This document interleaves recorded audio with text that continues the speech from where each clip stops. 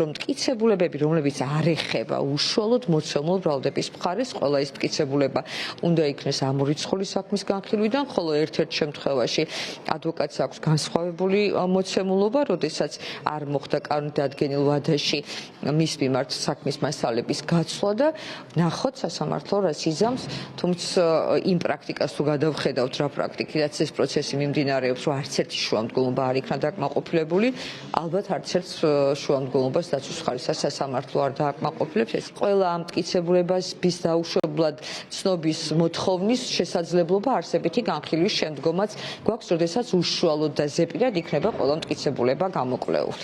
ვერც ერთ ეტაპზე სასამართლოს წინაშე პროკურატურამ ძლიერად ვერ წარმოაჩინა საკუთარი თავი, ვერც ერთი ვარაუდი, დასაბუთებული ვარაუდის სტანდარტი და მას შემდგომ სტანდარტები, რომლებიც საჭირო არის სასამართლოში დასამტკიცებლად რაღაცას, ვერც ერთი მათგანი ვერ დააკმაყოფილა.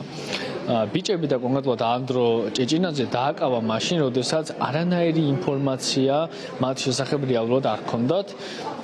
რეალურად წარმოდგენილ მტკიცებულებებში არ ჩანს არანაირი უკანონო მოქმედებები. პირველი რომ ძალადობრივი მოქმედება უნდა დასტურდებოდეს ანდრო ჭეჭინაძესთან მიმართებით და ანდროს ასეთი მოქმედება არ განახორციელებია. შემდგომში თუ რაიმე ძალადობრივს მიიჩნევენ, ამ ძალადობრივის შედეგად ვინმე დაზიანებული ან დაზარალებული პიროვნება სად არის, მეოთხე თვე არის უკვე დაწყებული და არც ერთი ადამიანი მსგავსი არ არის ბურობა.